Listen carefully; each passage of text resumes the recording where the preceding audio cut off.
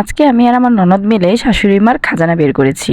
So খাজানা কি কি ছিল এবং বাসায় আজকে কে কে দাওয়াতে আসলো তাই নিয়ে থাকবে আজকের ছোট্ট এই ব্লগ।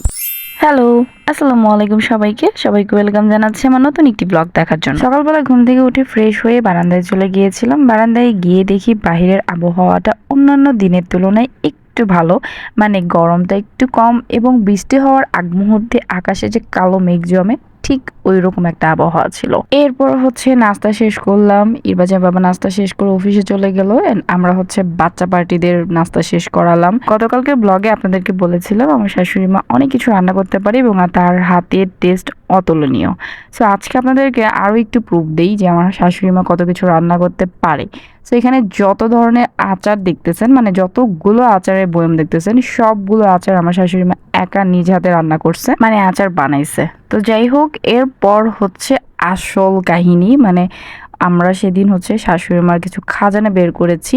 মানে এইগুলো কাচের জিনিস, এগুলো প্রতিটা মাদের কাছেই খাজানা, মানে এইগুলো জিনিস যে তাদের কাছে কি এইটা তো আমরা সবাই জানি। তো আমরা সেদিন আমি আর আমার ননদ মিলে 2টা কার্টুন বের করেছি যেটার ভেতরে শুধু কাচের জিনিসই ছিল।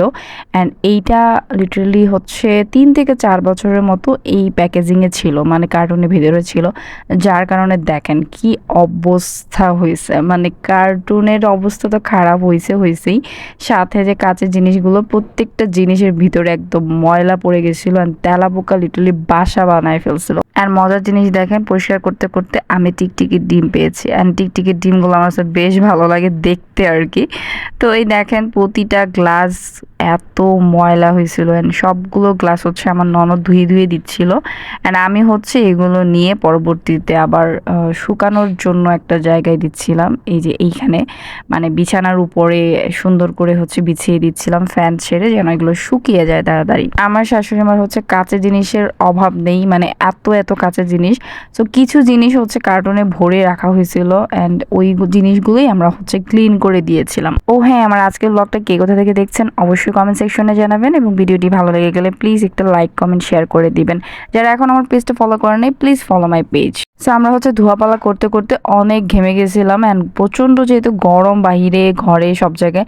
সো আমি একটু লেবুর শরবত বানিয়ে নিচ্ছিলাম আমার জন্য, মানে বাসার সবার জন্য, আমার জন্য, ননদদের জন্য, সবার জন্য। ওইদিকে আমার শাশুড়ি মা মানে রান্নাঘরে একাই সব রান্না করতেছিল। আমার শাশুড়ি কখনোই আমাকে রান্নাবান্নার বিষয়ে ফোর্স করে না, মানে সবসময় তার কথা থাকে যে আমি রান্নাবান্না করে নিব, সমস্যা নাই, তুমি ঘরের যে অন্যান্য কাজগুলো সেগুলো করো। সো এই দেখেন দুপুরবেলা আমাদের কত কিছু আয়োজন হয়েছে। এখানে মাছের ডিম ছিল, রুই মাছের তরকারি ছিল, ডাল ছিল, ভর্তা ছিল।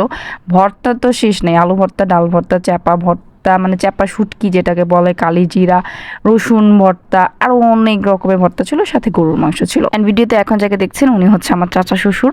সো চাচা শ্বশুর ছিল, চাচি শাশুড়ি ছিল, ফুফু শাশুড়ি ছিল, অ্যান্ড আমরা বাসার সবাই। তো এই যে আমরা খেতে বসছি সবাই একসাথে, মানে আমার চাচা শ্বশুর খাওয়ার পরে আমরা সবাই একসাথে বসছি।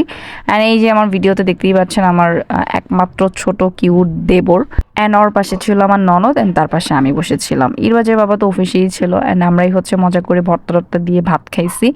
অ্যান্ড এত মজার এই ভর্তাগুলা, মানে আপনাদেরকে আমি কিভাবে বলে বোঝাবো, মানে আপনারা না খেলে বুঝতে পারবেন আমার শাশুড়ি মার হাতের ভর্তা কি পরিমাণ মজার হয়। তবে হ্যাঁ, পুরান ঢাকার মানুষরা মনে হয় এই ভর্তা, ভাকা এগুলো বানাতে খুবই এক্সপার্ট। আসলে না, কেরানীগঞ্জের প্রতিটা মহিলারাই, মানে যারা গৃহিণী আছে সবাই মনে হয় রান্না বান্নাতে খুব এক্সপার্ট। মানে অতিথি আপ্যায়ন, মানুষ মেহমান আসলে যে খাওয়া দাওয়া, এই বিষয়টা আসলে তারা খুব সুন্দর মেনটেন করে, অ্যান্ড সব কিছু রান্না করার চেষ্টা করে। এই যে খাওয়া দাওয়া শেষ করে 2টা আন্ডা বাচ্চাকে নিয়ে আমরা বের হয়ে পড়েছিলাম একটু ঘুরতে।